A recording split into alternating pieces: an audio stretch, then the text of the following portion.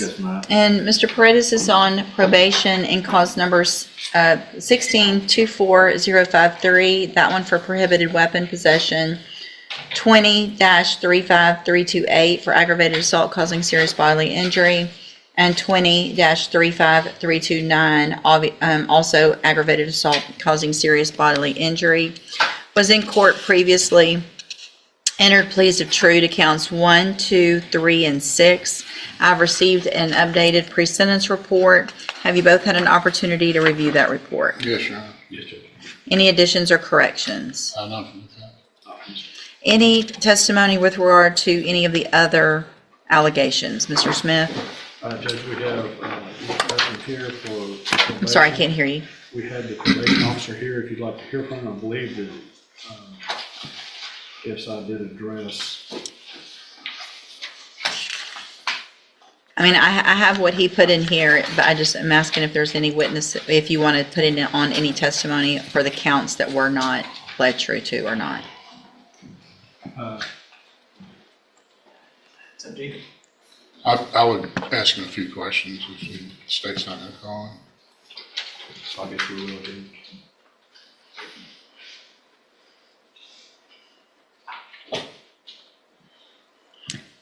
All right, Mr. Patton, if you'll please raise your right hand. Do you swear or affirm the testimony you're going to give in this hearing will be the truth, the whole truth, and nothing but the truth? I do. Thank you, sir. Go ahead. Mr. Paredes was ordered to perform community service, and has he completed all of that and provided verification to the probation department? He is not, no. And did he appear for alcohol or drug screening on June 18th, June 25th, July 2nd, July 5th, July 21st, 2025? What were those dates again? June 18th, June 25th, July 2nd, July 5th, July 21st, 2025. So June the 18th, he did not show. June the 25th, he did not show. July 5th, he did not show. And July 21st, he did not show. That's what it's. I guess I want to know with regard to community service, obviously what has he done out of any of it, if any? Your Honor, in cause number 16-24053, he has completed 169 hours out of the originally assessed 300, Okay. which leaves him with 131. He last performed community service on April 4th of this year. He worked with our work crew at my Beaumont office. He has not performed any of the community service in either of the other two cause numbers. Okay, thank you. Mr. Kimler? Shouldn't the community service be concurrent in all three of the cases? In other words, the community service that he's done in one case should. And then we gave him probation on two after that. It is typically how we do that, Your Honor. We typically will give them credit for community supervision on any of the cases they're doing for us, regardless of when they started supervision. Community service. Yes. Yeah. Sorry. May I proceed, John? Yeah. How long have you supervised him, Mr. Patton? So I'm a supervisor at our department. I've seen Mr. Paredes on numerous occasions for administrative hearings, case staffings, and when I've held down a caseload when we've been in between officers. But you have some familiarity with him? I do, yes, sir. And during the times that you supervised him directly, has he maintained proper demeanor with him? Yes, sir.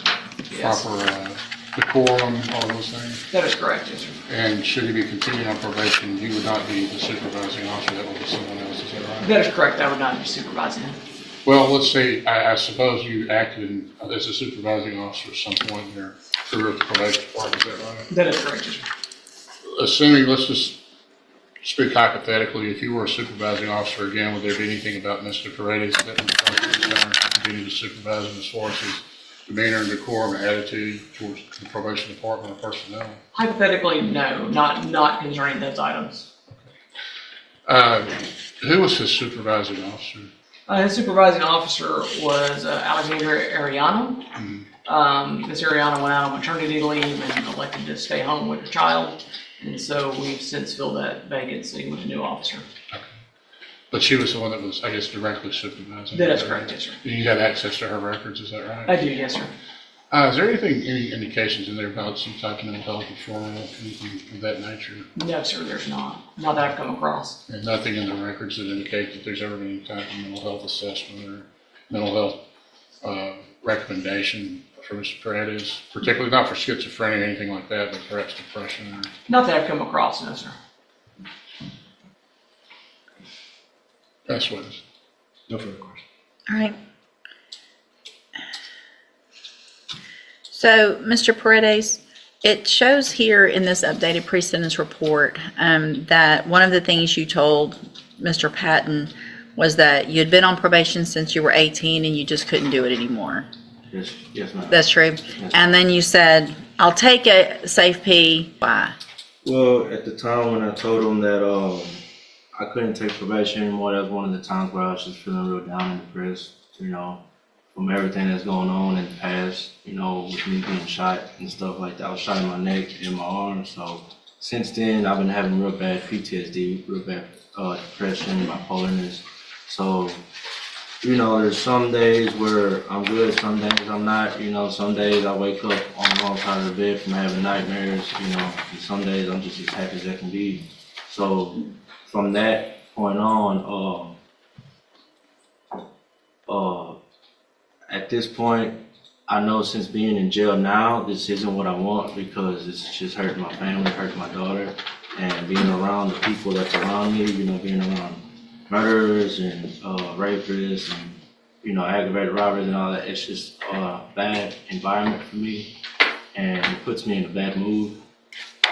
Puts me, you know, in a bad mindset, I guess you can say.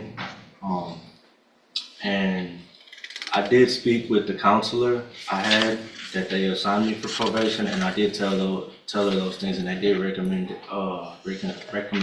MHMR, but I never went just because I felt like it was I felt kind of low, you know, of thinking I would go to MHMR, you know, because Stigmatized. yes, sir. So at this point, I don't want to go to jail or to prison. Feel like being in here, sitting in here, has helped me realize that my life is on the line and it isn't a game and it isn't a joke. And but I do need help mentally. I was prescribed Zoloft the last time I was in here due to my PTSD, but I never took it. I never, just because I heard really bad things about it. But now I'm starting to realize maybe I should be on Zoloft just to control the urge of smoking weed and you know, that kind of behavior. I could ask him a few questions, Ron. Sure. I'm Wait, sorry, Ron. best you can, raise your right hand. Do you swear from the testimony you're going to give in this hearing will be the truth, the whole truth, and nothing but the truth? Yes, ma'am. Go ahead. Explain those facial tattoos to the judge. This tattoo right here is my daughter's birthday, 11/14/2017, and this is 9/16/22 is the day my cousin killed himself. He shot himself in the head. This was right after my uncle had passed of cancer, and my cousin who just passed away, his dad, my other uncle, had just passed due to cancer as well. That's why I turned myself in a week later after my warrant had came out. This tattoo on here is a heart and a music note. I got that for my ex-girlfriend, you know, just, you know, being dumb at the time. No gang affiliation. No gang affiliated tattoos on me. And you did turn yourself in on the warrant? Yes, sir. I did turn myself in. How are you maintaining employment when you're out? I always held a job. Even if it's working at Whataburger. What was your last job? Shipley's Donuts was my last job to maintain, because I got laid off. I was with Bechtel. I was a carpenter for Bechtel for about 1.5 years. At the LNG plant? Yes, sir. LNG terminal? Yes, sir.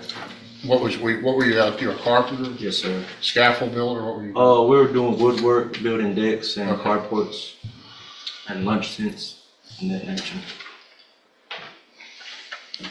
And as far as being shot, that actually, I know the court, in looking at his criminal history, these are serious cases as far as the aggravated assault, serious bodily injury. You were actually shot during that interchange, is that Yes, right, sir. by the other people? Yes, sir. And you had returned fire? Yes, sir. That's not what. I understand, Your Honor, but it's not, I don't want the court to think I'm just looking at it, and I'm not trying My to, understanding from the version in the pre-sentence report previously, and I didn't represent him. my recollection of it actually, because it's not good when I remember you. The fact that you were already on probation for a felony, Right. and then you came in and you admitted that you went there to shoot, you went there to go shoot Christy, which is your child's mother, right? That's not true? No? So did you mean to go shoot the two girls that got shot, Alexis and Taylor? No, man. Who'd you mean to shoot? I didn't go there to shoot anybody. I think as he explained it to me, he was going there to meet for sexual purposes the two girls, and when he got there, he was set up in the parking lot, and then by other people there, by people who were gonna rob him, and in the course of that, there was a gunfight. But he wasn't going there to shoot anybody. All right, well, that's. He was going there for an illegal purpose, to That have goes sex against with everything them. that was said and everything that he agreed to back then, because, That's correct, Judge. We were getting ready for trial on this case. Yes. He was the aggressor. He was the one that fired first, and had he been a better shot, Alexis and or Taylor might Sure. have been killed, but he was there to go kill Christy. I didn't represent him in Okay. that, so I don't know. all right. Anything else? All right, Mr. Smith, argument? Judge, I would agree with the probation that I believe he's only asking for safety now simply because it's the only alternative he sees to prison. I don't think he's sincere about it.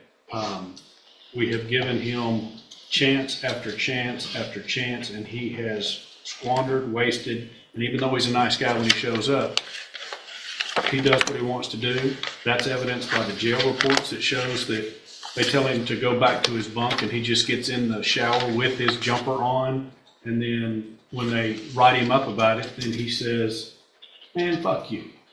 He has zero respect for authority or doing what's right, what he's supposed to do.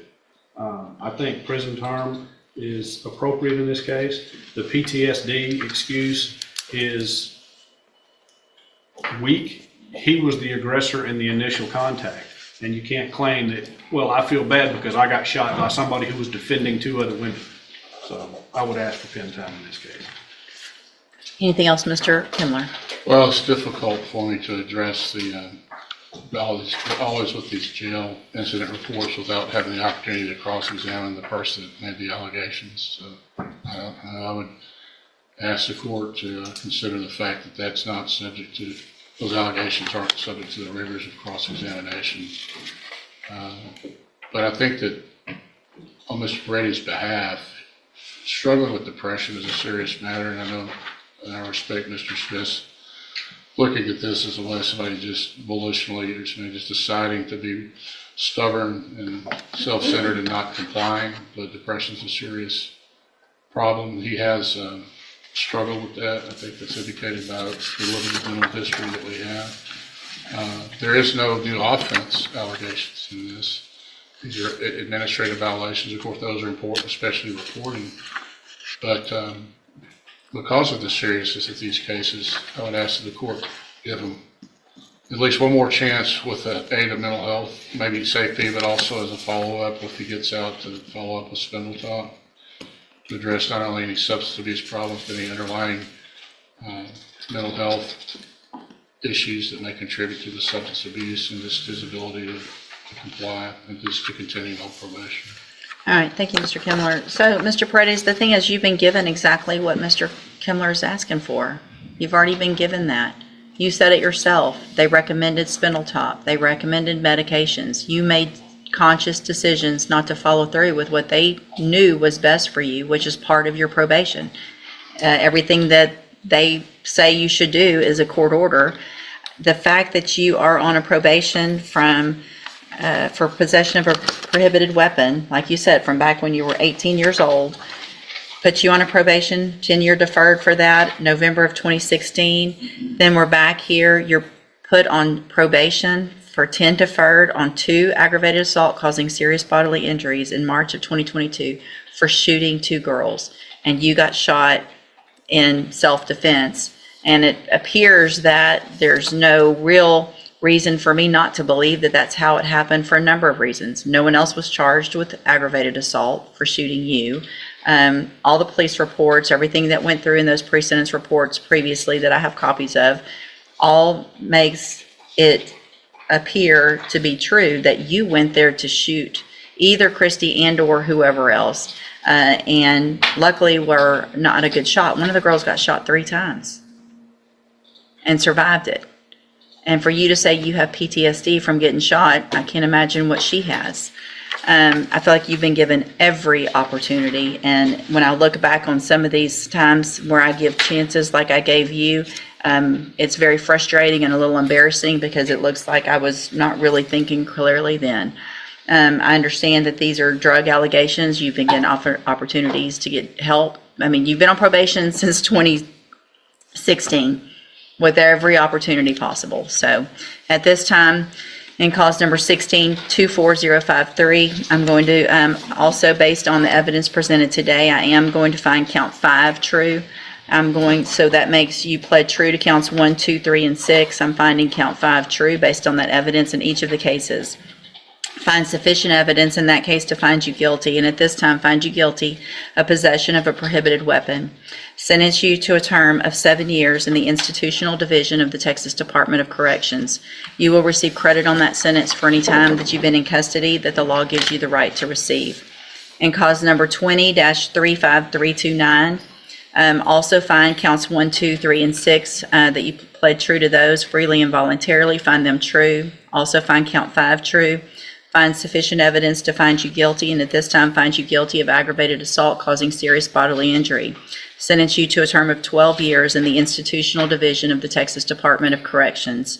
You will also receive credit on that sentence for any time that you've been in custody that the law gives you the right to receive. There will be an affirmative finding of a deadly weapon in that case. In cause number 20-35328, again, find that you pled true to counts 1, 2, 3, and 6 freely and voluntarily. Find those counts true. Make a finding of count 5 true. Find sufficient evidence to find you guilty, and at this time find you guilty of aggravated assault causing serious bodily injury. Sentence you to a term of 12 years in the institutional division of the Texas Department of Corrections. You will receive credit on that sentence for any time that you've been in custody that the law gives you the right to receive. There will also be an affirmative finding of a deadly weapon in that case. All 3 of these will run concurrently, which means together at the same time.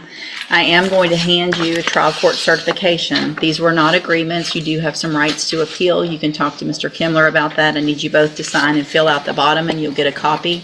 I'm also handing you a written admonishment regarding your ineligibility to possess a firearm or ammunition. Because of the judgments entered against you, you're ineligible under Texas law to possess a firearm or ammunition. Possession of a firearm or ammunition could lead to charges against you. Firearm is a legal term, and you should read the written admonishment I provide you to see what devices qualify as a firearm. If you have questions about the laws that make you ineligible to possess a firearm or ammunition, or about how long that lasts, you can talk with Mr. Kimler. All right.